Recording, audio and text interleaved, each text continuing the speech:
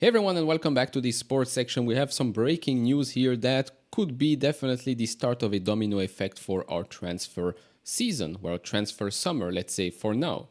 Because with regards to Benjamin Sesko, we have some news, exclusive news, from Fabrizio Romano. So he says here, exclusive, Benjamin Sesko has decided to stay at RB Leipzig and sign new contract on improved terms. Decision made for talented striker similar to what Haaland decided back in the days at Borussia Dortmund.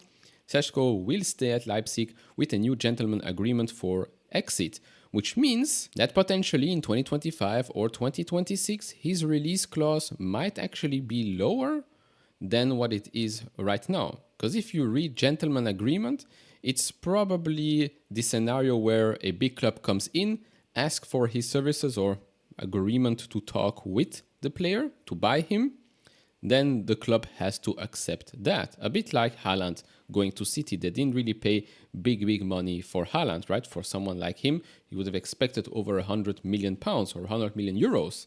But no, since you have a gentleman's agreement, it's probably going to be a bit lower than that, which could mean that next summer or 2 years from now, some of the big clubs that were obviously linked with Sesko, Arsenal, Manchester United, or Chelsea, could come back. Now, of course, the question remains, what are these clubs going to do right now? Because the fact that they were all linked with Benjamin Sesko means that they were looking for a new striker. I don't see the three clubs going into next season without a new striker. So what's going to happen? Of course, we're going to talk here about Chelsea specifically. We've talked about the alternatives, right? We did some comparison videos, Alvarez, Sesko. We talked about the other players that were linked with as well, Jhon Duran, which is an option. I'm going to talk about an article that the Athletic wrote, I think today or yesterday, so stay tuned for that. But right now, Sesko stays at RB Leipzig for another season, rejecting a huge bid from Saudi, rejecting contracts from the Premier League. Honestly, I respect the guy even more right now. I respect him even more because he's still young, he's 21 years old. He still wants to play football each and every week, develop himself. So he stays at RB Leipzig. He stays in the Bundesliga, probably going to play in the Champions League as well each and every game. So it makes sense for him, for his development. I mean, huge respect for that because he didn't go for the money. He went for the football, where he stayed for the football. Huge respect. Now, with regards to Chelsea, what do we do now? Do we enter a classic Chelsea panic mode and we go and buy whatever that moves? We've seen that happen before, right? Now, the big positive here is that we're still early June, well, mid-June right now. So there's still a long time to go in this transfer season. I'm still expecting us to sign someone like Olise, if not Olise. Probably another center back, left back, hopefully Calafiori, but I don't think that transfer will happen. And then, of course, the striker.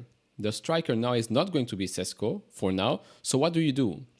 Are you going to go Julian Alvarez and stick with him? Because if you have Julian Alvarez this summer, Chelsea are not going to buy Sesko next summer, right? It just doesn't make any sense. Unless something happened with Julian Alvarez or unless something happened with Nkunku or Jackson. But if we buy someone of his profile, Julian Alvarez profile, this summer, there's no chance that Sesko joins Chelsea next year, which means that maybe Arsenal could go with just Gabriel Jesus and maybe Solanke. We know that they've been linked with him as well. Lesser of a profile, in my opinion. And then next year, go for Sesko. Same with Manchester United. We don't know who the coach will be. But right now, they have what? Rashford, Højlund, and that's about it, right? Unless I forget someone. So they could be an option for Sesko next year as well. Remains to be seen. But Chelsea specifically, now the options are not limited, but you either go for a profile like Julian Alvarez or you go for a profile like Jhon Duran. Maybe Artem Divbok, whatever his name is, the Ukrainian striker. Maybe him, but I don't think we've been linked with him. There have been some rumors, Calvert-Lewin, but let's be honest, never going to happen. So, yeah, what do you think? Do you think we should now go fully on Julian Alvarez or take someone like Jhon Duran right now? Still very inexperienced, maybe fits some of the profile that we're looking for, and then try again next year for Benjamin Sesko. Let me know down in the comment section below. Now, Going into the Athletic report, by the way, hit all the buttons, like, subscribe, notification bell, thank you very much. So the Athletic basically summarized a little bit of what happened this week at Chelsea, completed the signing of Tosin Adarabioyo. Chelsea have stepped up their effort for 17-year-old Sport Recife right back Pedro Lima. More talks are expected today. We've talked about that yesterday. With regards to Conor Gallagher, the future remains uncertain. To be honest, I don't really understand what the heck is going on with that situation. Either offer him a new contract or make it extremely clear that you want to sell him, because he's going to enter the last year of his contract. He will probably already start talking with other clubs if that's the case, right? Because from a player's perspective, you also want to be certain of what happens next. So yeah, it's really a strange situation, and to be honest, very, very disrespectful towards someone that has been at Chelsea since a long, long time. Then with regards to a youngster, Rio, 15-year-old, I don't know why we're talking about a 15-year-old again. They're young, they're inexperienced, they haven't played professional football at a high level. So, okay, if we miss out on him, then we miss out on him. Big freaking deal. I've never heard of him, so I'm not going to comment more on that topic. With regards to Andre Santos, he's been earmarked for first-team football next season. Chelsea have fielded inquiries from teams across Europe for the 20-year-old, who impressed in the second half of the season on loan at Strasbourg. However, Chelsea are not interested in selling or loaning him. So that could be interesting in the preseason. I mean, we're going to be stacked in the midfield, in my opinion. So I think that's why we've seen the rumors or the reports of maybe selling Casade to Lazio, or maybe it was a loan, I can't remember. Because it makes sense. How many midfielders does one need, right? Because then if we're going to pay with maybe 2 strikers, a couple of extra wingers, just doesn't make much sense. But okay, exciting times. Andre Santos could be staying at Chelsea and playing next season in the Premier League. Then, with regards to the rest. So, here, of course, they're not up to date with the Benjamin Sesko stuff, but they already talked here about another forward under consideration, and that's Aston Villa's Jhon Duran.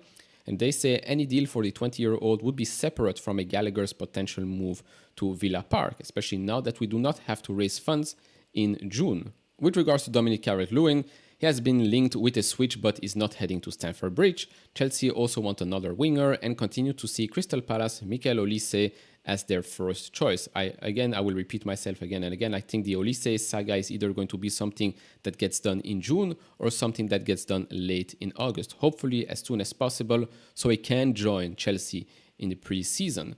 Here they show us a bit about Jhon Duran, goal, no goal, total shots, right foot, left foot, headers, stuff like that. You can clearly see here he favors the left foot. He's pretty big also, very, I mean, you can see why he fits the profile. He's big, good in the air, has some presence in the box as well, and pretty quick. So, could make sense. Then with regards to the players leaving, of course, we talked about Romelu Lukaku, we talked about Kepa, then Trevor Chalobah. He's available for the right price, despite becoming a first-team regular in the final 3 months of the season. Chelsea do not see him suiting Maresca's method of playing out from the back. Fulham are one of the clubs expressing an interest, but the 24-year-old, who is under contract until 2028, does not want to leave Stamford Bridge. I mean, can you blame him? Then last couple of things here, Everton and Chelsea are in dialogue over Armando Broja. We've talked about that yesterday, but a deal would only be possible if Everton can raise funds first. We've talked about a £30 million deal. Yes, for a club like Everton, that's quite a lot of money. And for a player like Broja, I think it's also quite a lot of money. But yeah, remains to be seen. Of course, if Broja has a great tournament in the Euros, then probably the price will go a bit higher or could be justified and could attract more teams. With regards to David Datro Fofana, who joined from Molde in January last year, could be on his way out too after loans at Union Berlin and Burnley last season. Chelsea feel he can attract offers. Yeah, I mean, he needs more game time. He needs more game time, starting each and every week. I think that could be the best option for him. So that's about it for now. Again, the big question here is Julian Alvarez, Jhon Duran, or something else? Or no striker, waiting for Sesko next season, maybe agreeing a deal in January already like we did with Nkunku. What do you think? What are the options? What would you prefer? What would you like to see next season? Let me know down in the comment section below. And like I said previously, if you have questions or things you want me to answer in the Enzo Maresca video? Let me know down in the comment section below. If you enjoy this type of videos, leave it a thumbs up, subscribe if you have not, would really appreciate that, and I see you all in the next one. Bye bye.